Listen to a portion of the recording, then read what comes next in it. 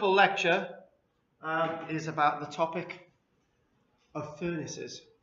Now, the title was Iron Kilns.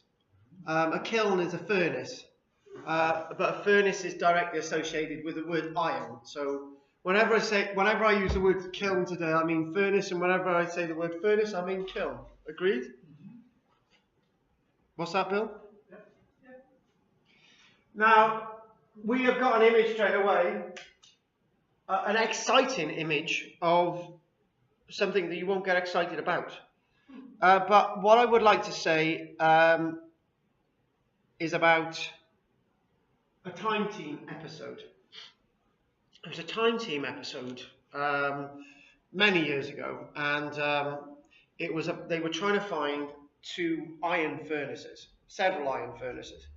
And I think they spent the whole first episode trying to find these furnaces, couldn't find them anywhere. And I think it was probably one of those moments that Tony Robinson admitted this is going to be a really boring episode of Time Team, actually. So they basically couldn't find it where they thought they were going to find it, right? There was no evidence of any furnace lining. There was no evidence of any blooms, which we'll explain in a short while. There was no evidence of slag. There was no evidence of any iron. They used metal detecting enthusiasts, magnetometry, everything. They couldn't find it.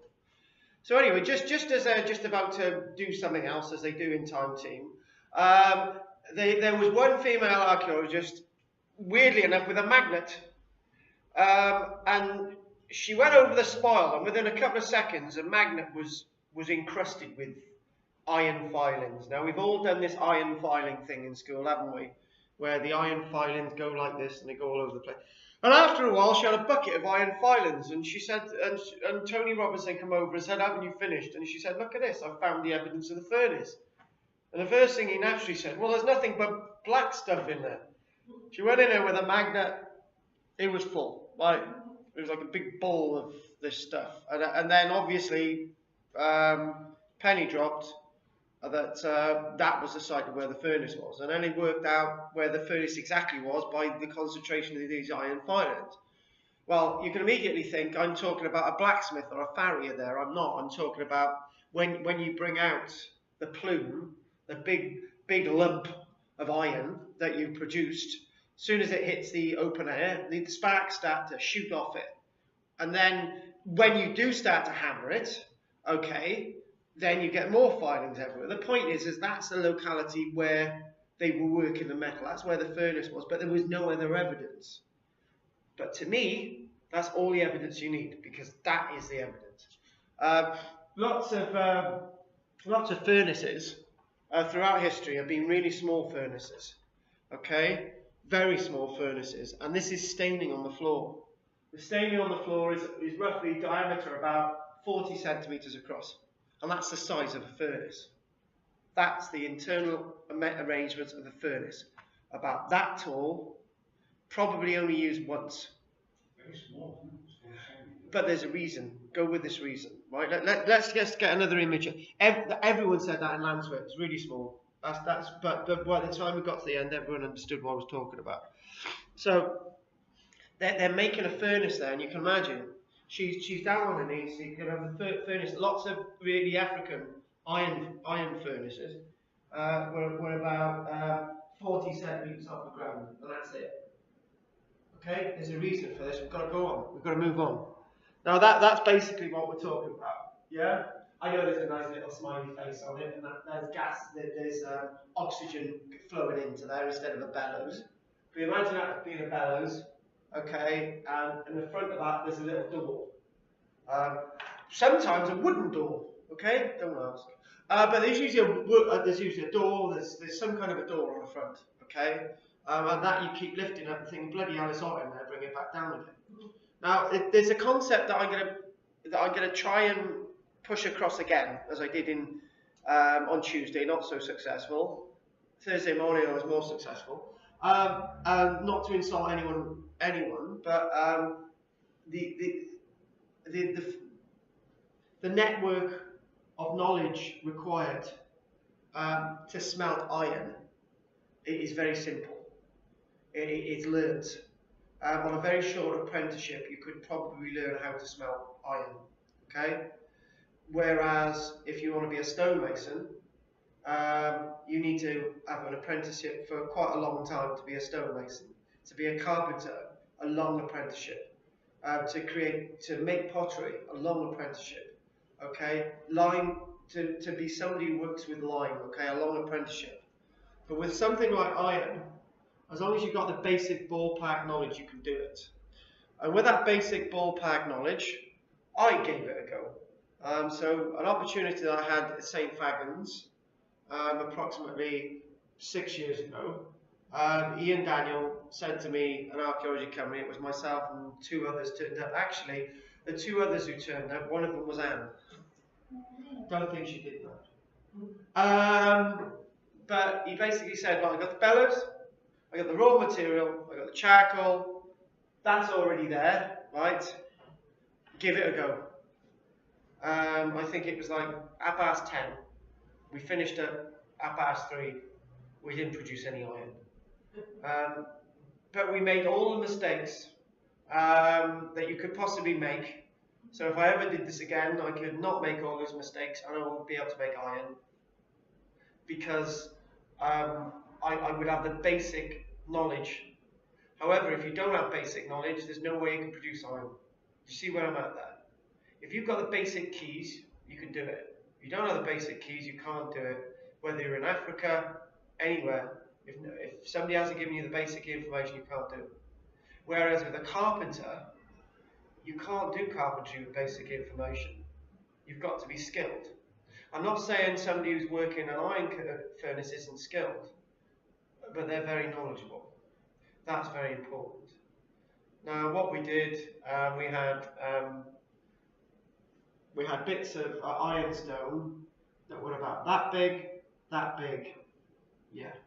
Ironstone which wasn't ground down to sand, to a dust. That's what we should have done. It's the first mistake we made. The next thing, I needed to know that when you put in the iron, okay, into the kiln, you need iron oxide, yeah. That's what it is.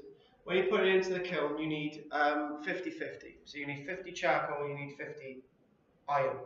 Okay. You also need to know that the hole, the tura, which goes in through to the side walls, which adds oxygen in there. Ture, T-U-Y-E-R-E. That's correct. You need to have the right size hole. Because if there's too much oxygen going in there, the charcoal will burn too quickly, job done, you've got no iron. Okay, so once you've worked out all those basic simple things, you keep a flow of oxygen in there, you need 50-50, you need to keep watching it, okay? There's also something else as well, right? You can't build up too much slag in there, you've got to draw some off and quickly put the door back down. And then you've got to build up that plume in there of iron. Only when you've done all that and you spent time and you've focused on it, can you produce iron. But I tell you what, if you don't know all that, you're never going to produce it. That's fact. And it's with any informed skill, rather than the skill itself, you can do these things. I've got no idea. I've got no idea how a computer works. Okay, I have no idea. I'm the foggiest. I do not have the skills to do it. I can't make a computer. Okay, I can't do it. There's no way. Even if somebody said you do this and that. With a furnace, if you do this and that, you can produce iron. That's the point I'm trying to make. So you're trying to get temperatures of 1,300 degrees C in there, and there's another point as well. You've got to be aware that you're producing small amounts of iron. The smaller the kiln, the better possibility you've got of creating small amounts of iron. Whether that's going to be in one state after you've finished is irrespective. Most of these furnaces had one firing, so it was high. It was high man hours basically, high production value. Basically, a lot of effort went into producing one single nail. But that one single nail to villages in Africa, ancient Egypt, ancient Greece, ancient Britain, that one piece of iron would have been the sharpest thing that anyone would have ever come across, or the hardest thing that they would have ever come across. Just my you mentioned Egypt connection iron. Yeah, there is a big connection. Yeah, and there's a tiny bit of information that will well into your soul today, Bill. It goes towards meteoric iron, which would have been available at the time of the building of the ancient pyramids. Looking again at this, the other mistake that were made was that it was a freezing cold winter day. So before you add anything to it, you've got to heat the kiln up like an oven. But we didn't do that. We started piling it all up there, and we set a light, and we've lost the advantage straight away. And the other thing as well is to have one of these when they're green. Okay. So what we mean by green is that they're built with a wicker frame, mud's being placed around the outside. You fire it, and then as it's slightly cooling down, sort of green, it's not going completely cold, then you start to use it. Okay. So you can take advantage of that movement forward in the firing process. So all these things are really, really important. All things that I didn't learn, and the other thing as well is, you know, that those bits of gravel need to be ground down, really ground down. Well, they split it with their Boy Scout thing then. The best way to do it is have a bit of iron and a flint, and you can light a fire. Job done. Yeah, there's lots of ways that our ancestors would have been able to make fire. If you think of obviously the Iceman being in a freezing cold landscape, they found bracket fungus with it. Bracket fungus grows on birch trees. Bracket fungus didn't hold moisture. It would disdain away the moisture, get rid of moisture, so it was really dry. And then you'd need a flint, something hard, sparks, bracket fungus, fire, job done. Or that idea that I keep on hearing, people in the past would have no sense of lighting or heating until there was a lightning strike, and then they would run to that tree, and then they would that would be what they lit fires with for the rest of the year. Don't really go with that. They knew how to light a fire at the end of the day. I suppose when flint happened first started, they were aware that the odd spark. Yeah, exactly. That's what I was And and you can imagine somebody's napping his flint quite happily. The missus has got a load of wool there, and suddenly that took me bloody ages to go and collect that. But I'm making you a wonderful axe. You can go and collect me some more, typical woman, and then you can complete your axe. They work like that. And clean up after you. Yes, that's a woman for you. I get that off Michelle all the time. Right? No, I don't. She's lovely. Oh, I tell you what, you don't upset Michelle. She's short and. Yeah. Anyway, there you go. What you're doing? The wicker basket there, and you've got this, and you set a light to it. The wicker basket burns, and then you've got the furnace, and that's how big they are. Not big at all, is it? You know, that's 10, 20, 30, 40, 50. That's actually quite high for a furnace, about a metre. And there they are. Now, this type of industry, we'll call it industry, can be undertaken by anyone and everyone.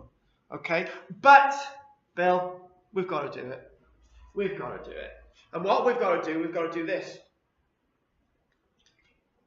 I'm coming towards the village. I haven't got a knife. Anyone got a knife? Right, knife. Please. Yes, but they didn't have that in Iron Age houses. That is a knife, right? And I go along to a village in Bronze Age Britain, and I introduce the iron knife. And overnight, we're in the Iron Age. Job done. The day is, it's the 4th of October, and the year is 749 BC. I told them that because it was on a coin I had back then, talking nonsense. Anyway, this knife itself, I go into the village, and I say to the elder, I can do this. And the elder says, what is it? And I cut into something. So that's sharp. Flint's like that.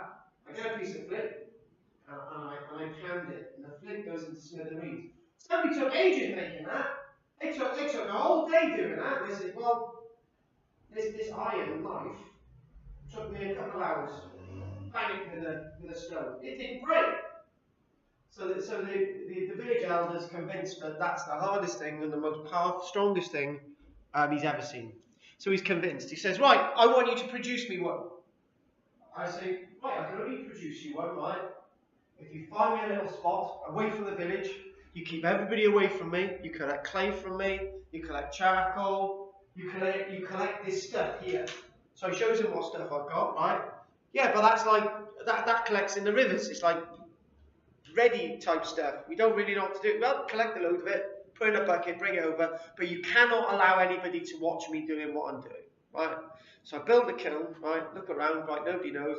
Within 3 days, right? I go to the man in the village, present him with a knife. He says, "My God, that's amazing. You took a sword out of the stone."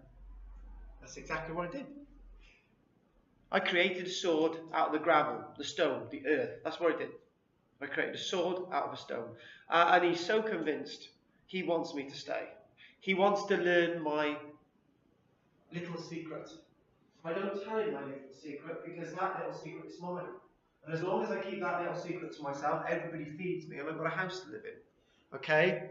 However, there was a time in Iron Age Britain, and this is really, really important, that the idea and the knowledge to making iron spread like wildfire, right? And I'll give you a little bit of a demonstration about this and the parallel. When I was in a comprehensive school, they introduced these new drinks machines, right? And there was a chocolate machine, right? And there was a way of emptying the machine of absolutely everything, because that's how I used to make money. I used to be able to sell the cans of Coke, and yeah, I used to get them free. Because basically what you do, you'd switch it off at the mains, you'd press the button, something would come out. You'd wait and do it again, right? It's great. Until somebody saw me doing this, right? And nobody could work out why the machine's continually empty. And then in the next part of the building, somebody else was doing it. It spread like wildfire throughout the school. Everyone was doing it. My little power had gone. Couldn't make any more money. Right? You switch it off and press the button and one would fall out. Yeah. Switch it off, and as it's loading, you press the button, you would open the door, and you get your Mars bar or whatever out. Yeah, I used to do that. That's how I used to make money. Okay. It's all about power. It's all about keeping that secret to yourself. And if you don't keep it to yourself, everybody learns that secret, and your sense of power goes. My specialness. Okay, I am no longer a wizard. I am no longer a special person, and I don't deserve that house in the village because somebody else has learned how to do it, and therefore it's not that special anymore. Okay, and with everything like that, it becomes common. Okay, it becomes common, and commonality is how we advance and progress as a human population. At one point, this happened to me as well. At one point, I was the only person I knew with a mobile phone, right? I could phone anybody, get in contact with anyone that I liked, anytime, and then everybody else had a mobile phone. So, that went out the window. So, one thing about everything that I'm saying is that the way you see society progressing is everybody's able to look after their own affairs, okay? That's when a society is really free. When a society is really free, this isn't a socialist lecture by Jeremy Corbyn, but when you're able to produce a little bit of iron so that you can have a little bit of a head for your shovel, okay, a little cutting edge, you're able to produce a little bit of iron to have a knife.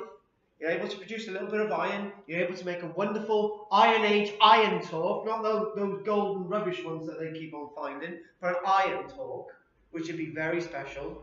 A lot of energy's gone into it, but you're able to do it, right? It's really special. That's how civilization, civilization's fairly free and it's fairly fluid, okay? We see that in the Roman period. We see that in the Anglo-Saxon period. But the period we don't see it is in the medieval period and today. We don't see it in the medieval period. When we go around most medieval villages, there's very little evidence of anyone making iron tools because it was controlled. The Lord of the Manor would say, right, you can't produce your own iron. If you want your own iron, you come to me or you go to the monastery. If you want to grind your own grain, you've got to pay for it. You've got to go to the miller. If you mill your own grain, you're out.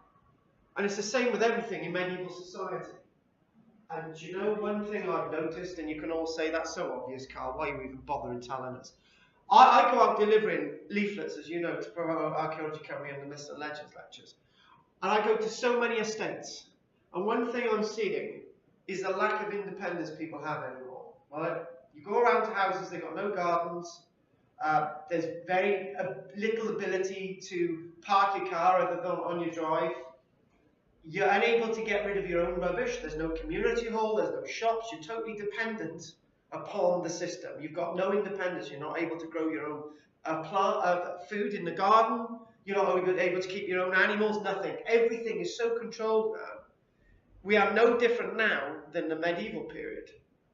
But we are very different from the people in the Iron Age and the Roman period. I'm saying that people in the Roman period were free. They were much more freer than we were. And that's fact. That's why we do these, to learn differences in the past. And you go to housing estates today and there is no ability to communicate with any other people. There's no ability to be free. Everything's controlled. And that is frightening. When I'm doing this, I'm seeing that, and this is frightening. That the parallel is really shocking. Or the disparity, I would say. There's two parallel avenues. There's one in the past that's, yes, the golden old days, right? They weren't great.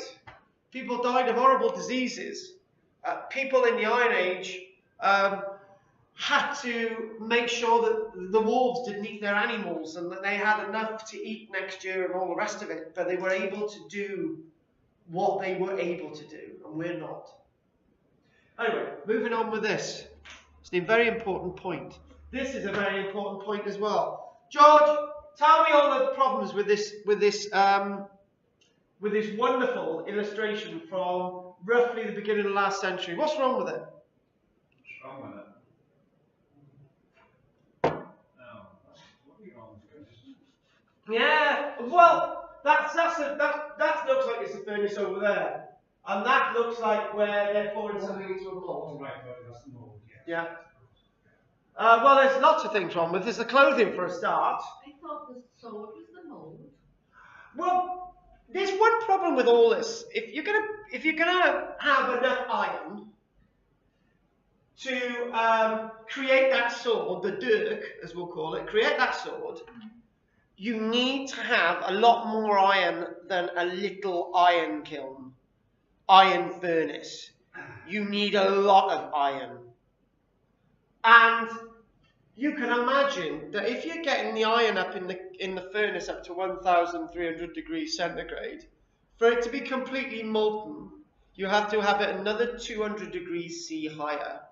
And to pour iron like that, you need very different furnaces than the ones they were using. Blast furnaces. Big, chunky furnaces to be able to have the iron that molten. So that's what's wrong with this. There are lots wrong with it. The only way to produce a really nice sword back in the day is to get your plume. And what I'm going to do, I'm going to show you what a plume is now. Sorry. That there's a plume. It's a plume. A plume, P-L or B-L. Plume. French song. Bloomery. P-L-O-O-M-E-R or B-L-O-O-M-E-R. It's usually the P's usually not used because it indicates lead, but we're talking about iron. What is it? Use the B. B-L-O-O-M-E-R. Bloomery or bloom. That's what that is. A bloomery is a furnace. A bloom is what's produced. That's it. So what you do, as you're taking it out of the furnace with tongs, you need an anvil. You need to hammer it. You need to hammer it. You need to hammer it again. And then you cool it down. Then you need to heat it up. You need to hammer it again. You need to heat it up, take it out with tongs, hammer it again until you get the shape of the thing you need. And that's what this is about. It's not a liquid form. It's not a vulcanized liquid form where it's just flowing out as if it's coming out of a volcano. But it can be, well, What's it? in this present day and age it can be. What do you mean? Flowing. Oh yeah, in this present day and age, yeah. And I built a kiln. Yeah. Well, not myself, many other bricklayers. Were you using oxygen? That we built it. We didn't know anything about how it actually works. Right. I've seen it. It held 100 tons of molten iron. That is a blast furnace. Exactly. That's yes. You can do it today. Obviously, you can do it today. You threw me a bit there because there was a gap of what we were doing. I watched them doing it, and they got a long metal, 15 foot long, with a little can at the end of it, which to put ingredients into it. It would go into the furnace and it would tip over. That's right, like a crucible, yeah. Yeah. Now what those particular ingredients were, I couldn't tell you. Yes. You're adding. We do go into that, but it's a very complicated process. It's all a mix between carbons, i.e. charcoal, the iron itself, the removal of the charcoal, and all the rest of it. It's a very, very prime process. But what we'll do, we'll go back to the original illustrations and look at that there. So what we've got there, I think the best thing to do would be go to, they've got a bit of a reconstructed kiln furnace, and you can imagine that individual there, alongside an archaeological site, has built that. He's got the oxides. He's looked at a video on the internet or whatever, and he's produced his own bloom. It's as simple as that. As long as you've got the knowledge and the information and the ingredients, you're able to do this. But there are big, big downsides. When you're working with things that are really, really hot, it's best not to get water near them. Bill will remember this, and I'm sure you will all remember it. When you've got Port Talbot, several of the men down there have died when the furnaces themselves have cooled down too rapidly, or liquid's been added to them. There's a huge explosion, and you're dead. And this process itself is very much like the lime making process. You've got to make sure that if you're going to do it, there's not going to be a thunderstorm straight away, because if you're towards the end of the process and water gets in there, the whole thing could explode. So it's all about processes. It's all about making sure that things are right. Clay must be a very good insulator. It is, particularly when it's mixed with horse dung and all the rest of it. Yeah, it's a very good insulator and fecal matter as well. One thing to be said about furnaces is that they've been something that have fascinated archaeologists. Lots of archaeologists in the past, as we know, were male, and one thing that men like is iron. Okay, iron is seen to be a very masculine thing, to be a very phallic thing, but that is a complete misinterpretation of the importance of iron. But iron itself has been something that archaeologists have always wished to find where the source was. Let's find where the furnace is. And little sketches like this with archaeologists doing crude little excavation plans and all the rest of it from years and years ago, from the 1920s, for example, saying that we've got a furnace there. They found something, they've decided to sketch it in. The whole point of this is that archaeologists have always seen these as important, and they've not ignored them like lime kilns. There's somebody building, that one itself is just over, what are we talking about? That's about nearly about 3 foot, yeah. It's about 80 centimetres in height. And there it is, they're making that, and it's well insulated, and this is what we find in the archaeology. Little traces, the furnaces in the archaeology. So what we've really got there is that we've got the soil and the stone surrounding it, and the area where the furnace is has been heated to such a high temperature that the colour of the soil that they've been excavating is a completely different colour to the surrounding. So where the soil around would be brown, this would be a yellow or a red colour where the furnace was, where whatever's there has been bonded and faceted together. You find slag there as well. Oh, you're going to find slag there as well. Let's take you down a little journey, okay? I've watched it about 3 or 4 times now. The first episode of Time Team, and the first episode of Time Team, they got so excited over something like this. This isn't the one, but this is a plume. And in Time Team, this is another wonderful moment in Time Team. You've got the first episode of Time Team, and it could have gone completely disastrous, and we wouldn't have had any more Time Teams. It was going that way. They got it wrong.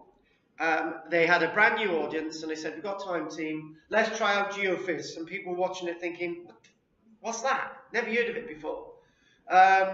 And then they did field walking, and I thought, well, we've seen people wandering across fields looking for things before. That's nothing new. And then by total accident, as they're talking about their history, you know, Athelney, this is where King Alfred the Great was, and somebody's saying, well, we've really got to desperately find evidence that King Alfred was here, and we've got to find some metalworking evidence. And they're looking around, and they got geophys, don't find anything. And the next day, somebody's walking across a field, and they find something like this, a plume. And they think, and this makes the episode. This is the thing that makes Time Team 200 other episodes and 50 specials or whatever they had. Right? And they had an expert come in, and they shocked the audience because they had a new technique, and the expert said, actually, this dates it from the time of Alfred the Great. And that made they found what they were there for. That's it. The archaeologists, brilliant. People watching this thing, how the hell can you tell that from that? But they found it. They found that King Alfred was there. They found the evidence. Great. And that they're metalworking. So King Alfred the Great, that's where they were making their swords, and that could have been made into a sword, but it wasn't. That made the episode, and that made the next 20 years of Time Team, thanks to something like that. So again, there's the forms, not very big. And what's basically going on there, this is Chure, and this is actually quite a small one, really. It's about 60 centimetres in height. It's not big at all, really.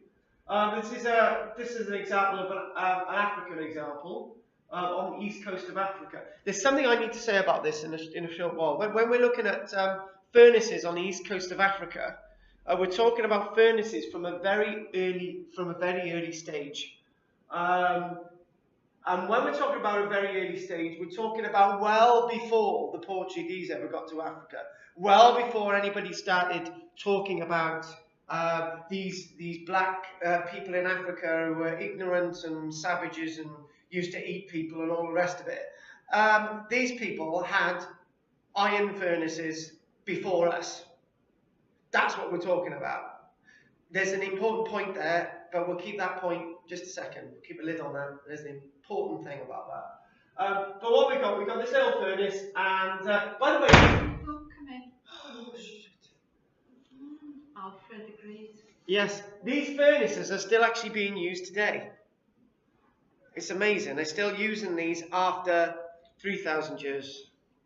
Amazingly enough. Because they work. But there's something I need to say. But I'm not going to say it yet. So what we've got we've got 1:1, okay? 1:1. So it's about 300 degrees at the top. It's about 1,300 degrees about there. Okay, that's where all the activity's going on. As the charcoal is burning, the oxides are burning into the charcoal and they move downward. Okay? The residue stuff goes underneath it, and iron to iron collects together. Okay? Metal to metal collects together. One and the same collects together. If any of you used to do this stupid thing when you were children, getting a load of lead, frying pan on the stove, putting a load of lead in there, seeing it melting, and all the lead goes together, doesn't it? I used to do it with the windows closed. No. I used to melt lead on my mum's cooker, and then I used to take the frying pan out in the garden and sort of try and get lead out, you know. I used to get it out, and my mum couldn't work out why there was these weird marks, and the food tasted a bit weird after that. But anyway, not a problem. No wonder my family's nuts. The lead poisoning. Lead poisoning, yeah. It was in the pipes as That well. explains a lot. It does. So what you need to do is you need to open this trapdoor and you need to drag some of this slag out, because if you don't drag the slag out, it's all going to cool down and you're going to have a big slag bowl and a load and this plume connected together, right? And to get there, you've got to knock down most of the furnace anyway. Okay, so you've got to drag some of this slag away. You've got a bit of a slag, a tap slag. Okay, so you've got to tap it off. You've got to draw some of it away. So at the end of the day, you've got the bloom, and you can get at the bloom, and so on. So this is that technology, and this is an important point, that point about Africa. Now, when the Portuguese got to somewhere like Great Zimbabwe, they found that even though these people were able to build 7 or 8 meter high walls, dry stone and towers, and they had wonderful gold skills and skills with precious stones and all the rest of it. They didn't have any iron. But a bit further north, they did actually have iron furnaces. About 1,500 years before Great Zimbabwe. And the point I'm trying to make is that didn't make the civilizations on the east coast of Africa as civilized as us in the north, where we're building houses and we've got drainage and sewage and all the rest of it. And note what I'm about to say, we're using our iron to kill each other. And they didn't evolve their iron making into building great ships and all the rest of it, simply because they were free. They only needed a little furnace for their own needs, and they kept it to themselves. Each little village, each house may have had one of these things, and they made enough iron to keep them happy. And the clue there is that they didn't use the iron to kill each other. Who are the ones who are civilized? Are we civilized because we kill each other? Or them not so civilized and they didn't kill each other? That is the great dichotomy in life. We have looked at that one. We sort of understand what's going on there. More evidence for one of these furnaces. As you can see, sort of darky grey area here, darker ground around the outside. Looks like somebody's tonsils. Probably are. I was listening to why was I just about to say I listened to a radio play the other day with Eddie Izzard, and why did I think about tonsils? There you go. That's a more technically advanced furnace. Details of the workings of an experimental shaft bloomery, a furnace based on typical Roman British furnaces. And what we're talking about there is that that's probably a little bit more complicated than any of the normal furnaces. That's as furnaces start to evolve in the Roman period. And you've got the charcoal, you've got the iron being added, and the slag just coming away, hot air coming in, and that's what we're talking about. That's a little bit more complicated than the simple ones that we've been saying. But if you look at that, that's the hatch. They're drawing some of the slag out, and you can see there, in the slag, as they're drawing it out, these are the iron filings going everywhere. Basically, the slag still has some iron in it. And vis-a-vis, another point, down in, I was being told by wonderful Kathy today, when I said wonderful Kathy, Bill, you reacted. It was like, yeah. His eyes lit up. They lit up, yeah. And there was a lot of slag left behind by the Romans in Worcestershire. Lots of it. Massive slaggies, we call them. That's what we call them, slaggies. Stacks and stacks of these. And in the time of the British Civil War, when Worcester was being placed under siege, you know, between the parliamentarians and the royalists, because Worcester was royalist and so on. There was an individual known as Dudley who decided to go to the Roman slaggies and to put all that stuff into kilns with charcoal and see what the end result would be. And all those slaggies gave them much more iron than they thought. They didn't need to mine it, they just mined the slaggies, because the Romans weren't using as intense techniques as they got when they were producing cannons in the 1640s and cannonballs. So basically, the slag of the past is the gravy of the day.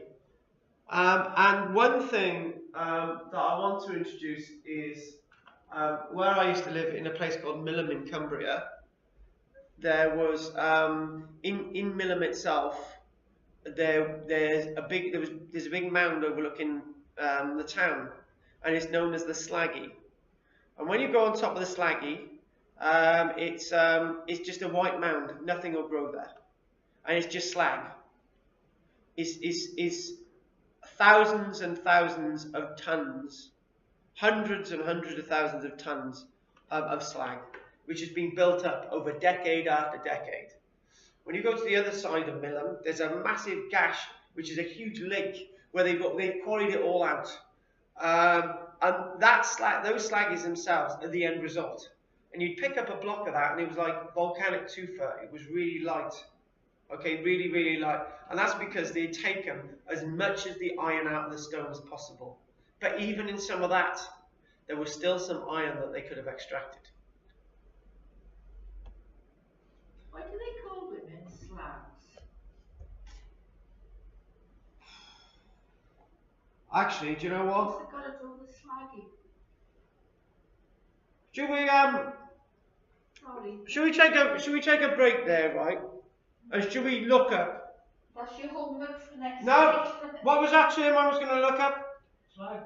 No, apple something called apple, Bramley apple. We've forgotten what the word is, haven't we? Yeah, what is it? No. His word. We've forgotten it. My word. Oh Ugh. God. He said a word from Falafel! Falafel. Falafel! Right, we'll take a break there, okay? Okay. Any questions on any of the stuff we've done with iron so far? No? So we'll take a tiny little bit of a break. Okay, and right, anyway, let's finish this. We can't go on forever now, but anyway, just a couple more images. That's what we're left with in the archaeology. So basically scorched earth, where that's basically where the furnace is, and this is where they're trying to pull some of the slag off. But that's basically evidence as the ground's being heated by the intense heat. These are staying, the discoloration. And so that's the archaeological remains, other than what we're talking about, the metal filings coming off. And that's basically a blast furnace. I mentioned in a couple of the other lectures that what we've looked at water. Water would take water to a water mill. So there's two links. We've got the idea of the kiln, okay, and we've got the drop down into the kiln. Yeah, we've got the use of water. This is going to be a blast furnace when it's continuous. Yeah. So you're adding the ingredients in, it's continuous at blast furnace, it's fed from above. Drain the cylinder tank, devils. Yes, the mill, yeah, this is going around, so you've got the mill there, so this is all coming in. So these are basically, so so this is why the mill wheel has to be continuous, so it can't be blocked. If there's any change to the level of temperature, this could have effects with the quality of the iron that's being drawn off into the pig here. The sprue leading to the pig. You might have little piglets off the side. You might be able to produce a number of cannons using this technique. That's what they're actually producing there. And hopefully that man doesn't. Iron line of pig iron, didn't he? Ronnie Donegan. I think we're on a funny Pig iron. pig iron. Yeah. He wrote a song about pig iron. No, he was crossing the border and he said he's not carrying, I've got pig iron. Like they're all big iron on the rock island. I'm moving on. Obviously, you can see that this itself, as a small furnace, isn't very big at all, diameter-wise, about half a metre. And this is obviously small industry, unlike the blast furnace. Other types of things that you might find on an archaeological site in relation to furnaces is the lining of the furnace itself. So as the furnace is being broken up to extract the bloom, this is actually the furnace wall. And what we do find in archaeology, that when we're field walking, we obviously find occasional bits, lumps of, we find occasional lumps of terracotta-like material that is varying colour with a varying surface. And those type lumps that we find are usually lining for furnaces, usually lining for wattle and daub walls which have been heated up, and we find lots of these types of things which are not pottery, it's just heated clay at very intense temperatures. And what we've got here, we've got a bit of the furnace wall, and there you've got some staining or some slag adhering to the furnace wall, and these are all reminiscent of a furnace, a bloom furnace. And you also find that this is sometimes attached to stone, which would have been, the stone would have been the lining of lots of these furnaces in the past as well. So that's the type of evidence we're looking for. And you can see that there. That's come out, the bloom's come out red out of the furnace, so as it's cooling down, you've got to hammer it. And as you hammer it, you get the impurities out. And that's what's going on here. Usually done on an anvil, and those tongs, and you hammer it. You keep hammering it. You keep hammering it until it's cooled down. And when it's cooled down, you heat it up again, and then you start to hammer it into what you need. Okay? So you might drag some metal off it. Okay, that might make a horseshoe, or that might make drag some more metal off it. That might make a sword, and so on and so on. So it's all part of the process as you hammer and hammer. Remember, this has a viscosity. Nice word. Basically, viscosity is the word that we use for something that's neither a liquid or solid form, and you're dragging it off. No, viscosity, fluid, malleability, solid. So what's the word in between then? Is there one? Because no, technically the viscosity, because it's neither fluid or solid, and as you're drawing it off, you're hammering it. You see? Go with me on that, Bill. We're not going to spend ages. Oh, malleability. Yeah. I'm in the middle. See, you can get a middle word there, Dorothy. Oh. Right, anyway. I'm impressed. Are you impressed? With the both of you with all these big words. Well, the thing is, we're a very homogeneous class today, aren't we? Yeah. Yes, we have indeed. Are we? We're very homogeneous. I had a shower. Basically, Dorothy, when you think about it, this is a pure plenum today, okay? Plenum, yeah. Is that like phlegm? No. Is it pee? Ben. It's the longest word in English language, okay? Plastic.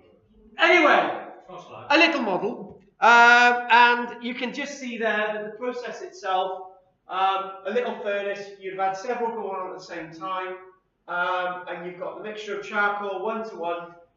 With the mixture of oxide, iron oxide, but you can see there that this is a partnership of male and female, and it's almost as if the woman's doing the most important work, adding the iron. And there's every evidence to say in the past that this was something that would be an activity for both male and female. There's no differentiation. Back to what I said the other week, as the First World War breaks out, all the jobs that the men were doing were now being taken over by the women. Everything. And it's likely that that was the case because the women were already doing the work beforehand. And there I am. Oh, there you are. There I am, yeah. There I am. Like you, Brody. I thought it was a woman. Is that outside your wall, isn't it? That's outside my wall, that was, The yeah. wall you've taken. The wall I excavated is a bit of a mess. Right, so what we're going to do, I'm gonna switch off the doodah effort now, Firkins. But then again, before we do that, I've got a lovely article to actually show you on iron production in the Viking Age, which we're going to do now. There you go. Right, this is actually quite a useful website. I've actually used it quite a few times. It's known as the Hurstwick website, and I have used it a few times. So let's go on with this. Although Norse people knew of mining and mined some iron ore in a variety of locations throughout Scandinavia, most Viking era iron was smelted from bog iron. Bog iron is naturally forming iron which can be found in bogs. Okay? And it's also an organic form of iron, which is quite bizarre. You'll see it when we actually get to it. So that's the type of bogs that we're talking about in Iceland. When the Vikings actually got to Iceland, in the Scandinavian Icelandic sagas, chapter 30 of Egger's saga described an individual going there called Skagurmur. It described him as the great smith on Iceland who smelted a lot of bog iron in the winter. The saga says the Skagurmur couldn't find an anvil stone to suit him, so he rowed out into the Borgarfjord one evening in his boat. He dove, he swam down to the bottom of the fjord and brought up a suitable boulder for his anvil. And there it is there. How the hell he managed to do that, I have no idea. No, because they drowned them with them, didn't they? Strapping to their ankles. I have no idea. The anvil stone with its hammer mark still stands at Rodarhas there. But it has been moved away from the shore. Ruins, which are the probable site of Skagurmur's smithy, are located close to the shore. So over by, this is interesting as well. At the North settlement in La Meadow in Newfoundland, Canada, there is clear evidence that Norsemen harvested and smelted bog iron to use the raw material for the iron rivets they fabricated to repair their ships there 1,000 years ago. Where streams run from the nearby mountains through a peat bog,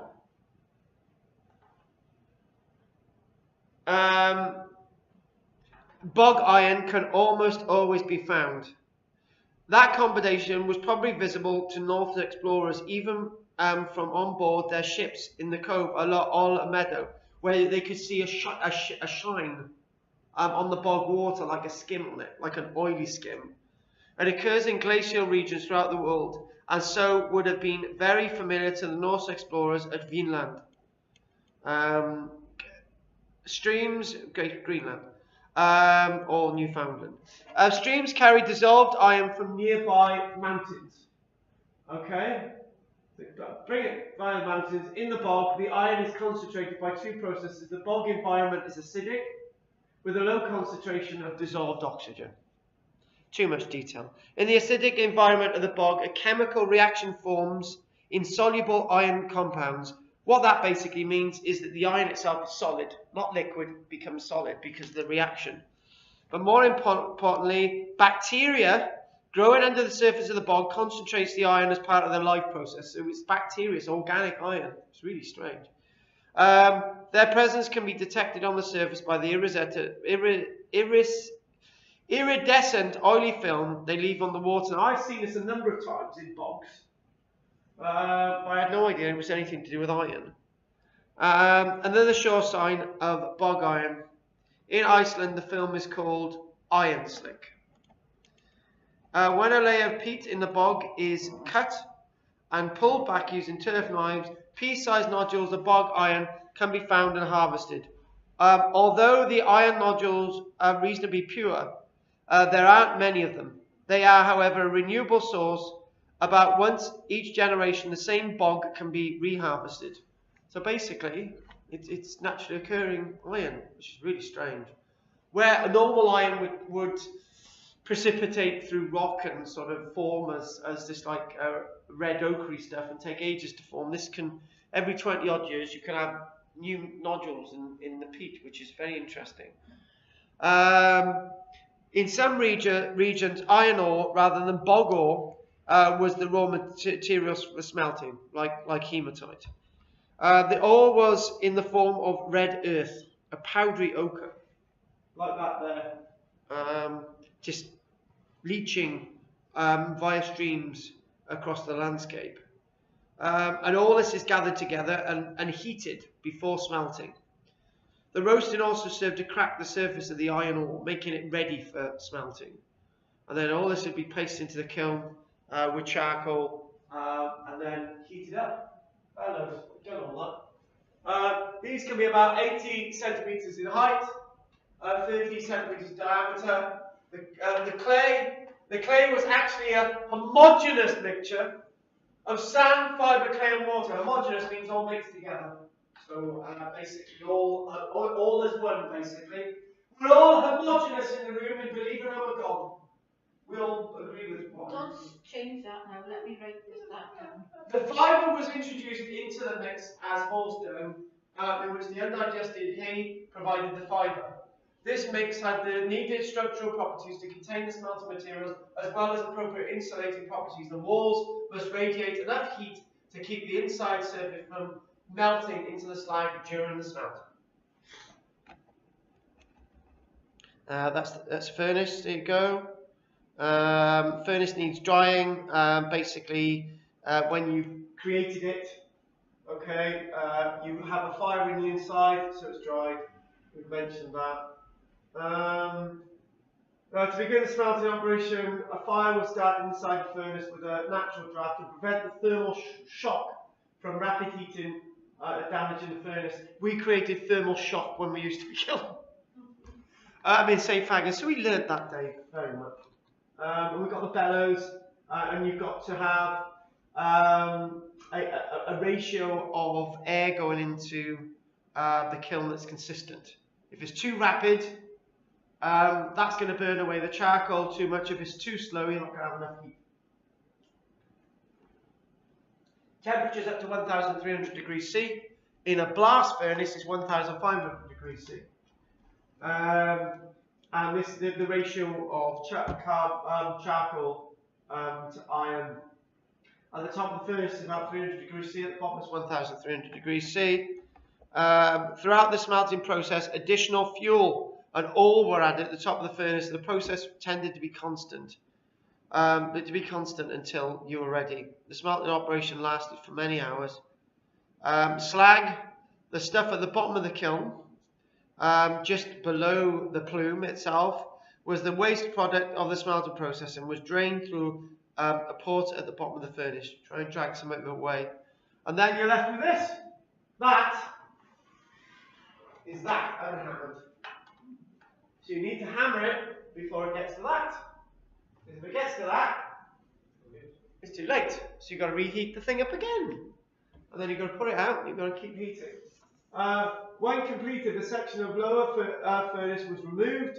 You've got to break it to get the slag out in most circumstances. And the surrounding slag and charcoal was knocked off and the remaining material was compacted with sledges to consolidate the material like that. The bloom was reinforced by folding it with mechanically served to homogenize the material and to drive out the impurities. Homogenize, make sure it's all united. The folding process was repeated multiple times to create cleaner, more highly refined material. So what you're trying to do is get all the rubbish stuff out, all the carbon out of it. Do you think that at the start of the discovery of metal making, Yeah.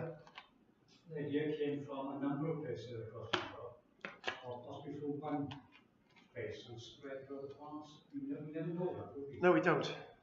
No, we don't. I guess it's from a number of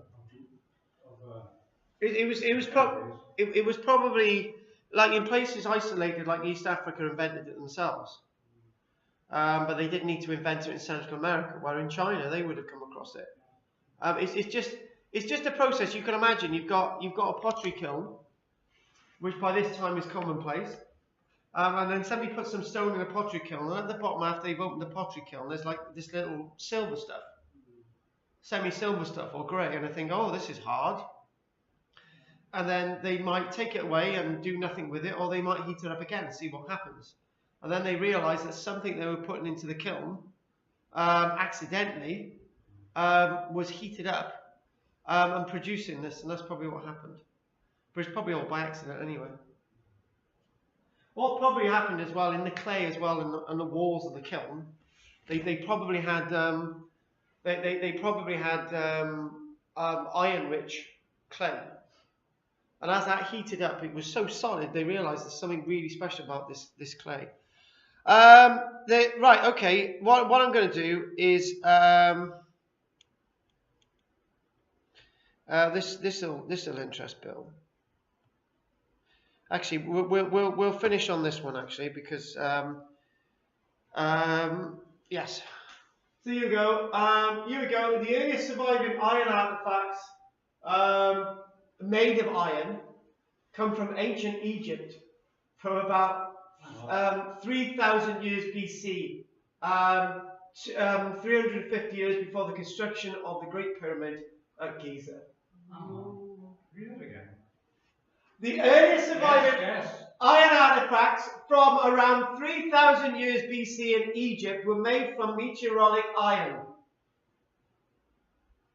Yes. So there's no reason why you couldn't have made them into chisels. Say that again. There's no reason why you couldn't have made them into chisels. I told you so. But nobody believes you. Why can't they find them then? If I can find hundreds of cottages, why can't they find... I know, why other cottages would have been recycled before. It's probably... They probably are out there. It's the biggest problem with iron, it likes to get back to its normal state. Right? So best example, we've got calcium carbonate heated up, limestone, creates calcium oxide. When you add water to it, it goes back to calcium carbonate. That's simple as eating eggs. Right? I've got a book called World Archaeology, right? And in there, there's a map of ancient Egypt, and the sites of all different bodies and the minerals they contain. And there's no iron. There's one iron ore quarry in the southern Egypt, in Nubia. It's probably because the iron itself degraded quite quickly. And the other thing as well is, an iron. I always say this, right? I nearly had a row with Michelle last night because there was this article on television. Somebody had found something somewhere, and it was made of gold. And I said, oh, that gold really bores me to death because it's like gold. And why can't they find an iron talk for once? This thing about iron. People don't like to find it, even though iron itself. When you find gold, right? Gold itself, you can find it 10 a penny in the past, right? You can heat it up, hammer it, job done. You've got the object. And with iron, even though I'm making this really simple, you've still got to build your kiln, right? You've still got to get the right ingredients to heat the thing up. You've got to do this and that with it. You've got to know what you're doing. It's a knowledge base, right? But with gold, it's so simple. So gold melts at a much lower temperature, and it remains pure. Iron doesn't remain pure. Iron's really difficult to work. So to actually have an iron talk would be so special, but we don't find them because nobody wants to find them because they wanted to find gold. Right, we really haven't got much time now, so I'm just going to quickly do this. So iron itself, really by about 1,000 years BC, so 3,000 years ago, we've got iron really being used in all parts of the world. China comes into its own. And by around the year 3,000 years BC, China has actually invented steel. And also in China as well, we've got cast iron. Everything being drawn into a mold, so they've got the temperatures to be able to produce cast iron in China.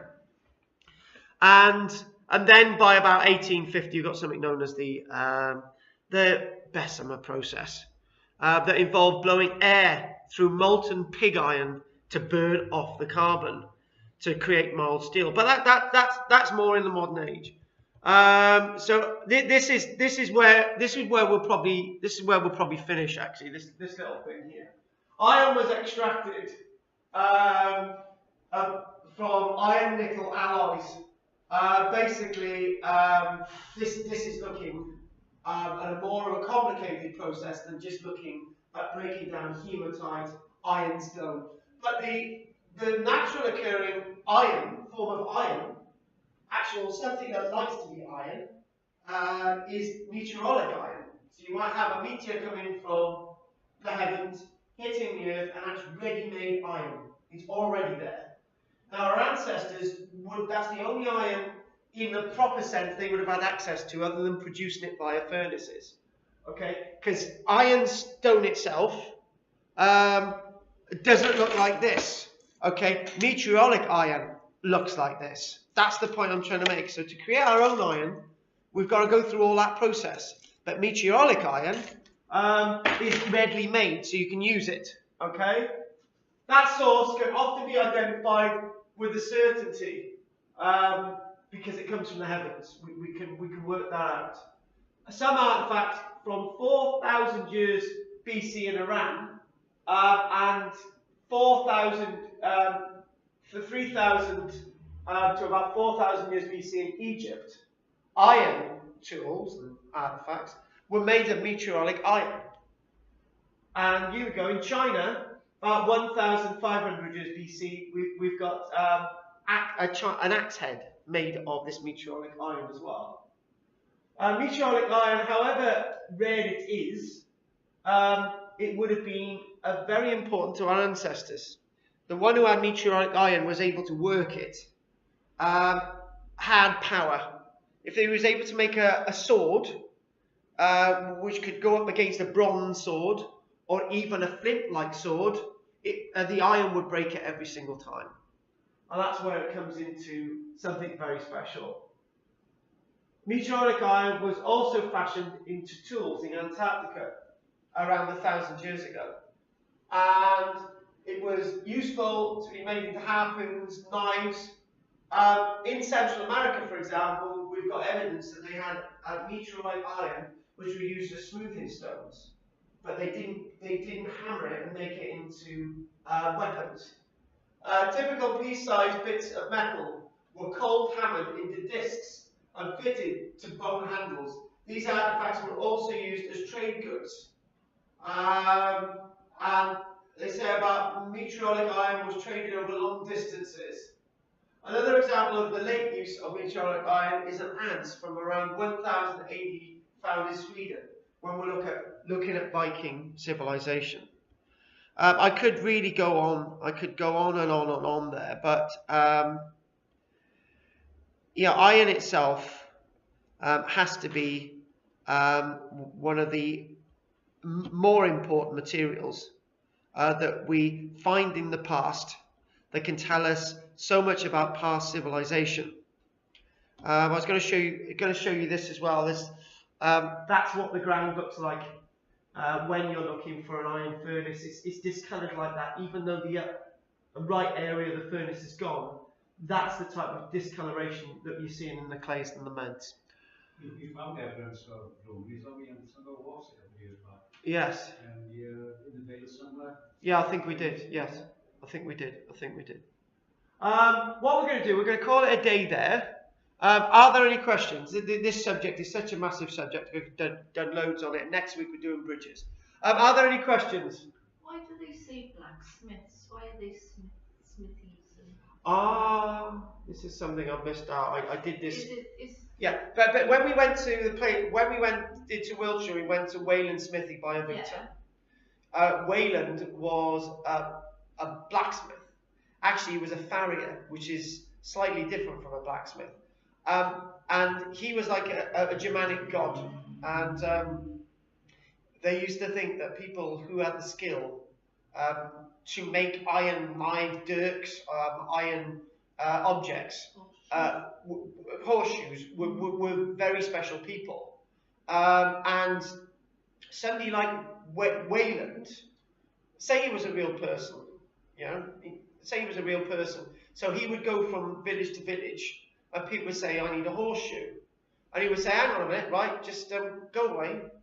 The next day, their horses would have shoes on, and he wouldn't tell them where he got the iron for and created it, right? Well, a blacksmith, when he puts horseshoes on and he heats it all up, a completely different thing is a farrier. But to make things easier, right? So this legend of Wayland Smithy going from village to village, because he wouldn't share his skill, he became a very special person, godlike, at a time when nobody knew anything about iron. But gradually, when they caught on, everybody knew about iron. And that was the process. And iron manufacture may have been something that suddenly everyone was able to do, and then suddenly everybody was able not to do. Because once you've lost those little key bits of information, you're unable to do it anymore. It's the same as any craft, rather than using the word skill. If you don't have all the information, you're unable to do it. Because when we were going to the Wayland Smithy, it was a Yes. burial. Yes. Wasn't it? Yeah. But then lots of these sites have other legends associated with them, so that's where we're at. Does anybody want a book about farrying, horseshoeing things? It would be very useful here because I often refer to farrying, and I found one in my brother's books. my family It's comes from. an old book, like, you know. It's. But I tell you, my son will have it, if not me. Well, there's loads of You know, things. you got the little room in Barry for washing problems and things. Yeah. Sure about that. Yeah. Isn't there room there for a little library? Probably, yes. There's books in there. I come up with books occasionally, which my library's for, which could be useful for you. Yeah, this is the eventual aim, yeah. That's what we're doing the raffle for every week, yeah. Okay, so you've got the room there now? Just to start. Not at this minute, but obviously let me know, and we're changing things and rebuilding things up. Yeah, I'll bring it to next. yeah, I know it's a full. temporary holding. Yeah, exactly. I'm Exactly. sure you do want 200 books, but Well, you know, look through them. they're all war books. Yeah, but I've seen this area book, and there's Welsh opera, rugby in the army, Welsh rugby in the Bill will army. have that. It's just. Anyway, Doc, let us know what they are, and we'll have a think. Thank you for that, Doc. Any more questions? No, thank you very much. Have you all enjoyed today? Why do they call them blacksmiths? Because you're using blacksmiths rather than whitesmiths. Whitesmith is people who do gold. All right. Blacksmith's iron. Oh, I see. Thank you. And a farrier is specific for horses, Right. because I've come from a family of horse thieves. No, I come from a family of blacksmiths that work as farriers with horses specifically. So that's basically it. My uncle was a blacksmith in Angleton, in Glanreed, and we all had pokers every time we got married. We had a poker, fully had coal fires then. Yeah, exactly. Right, on that note, if there's no more questions, see you all next week. Bridges. Thank you very much. Oh, Bridges. Bridges next week. Lloyd Bridges. Lloyd George. Thank you very much, folks. Bridges. Cheers.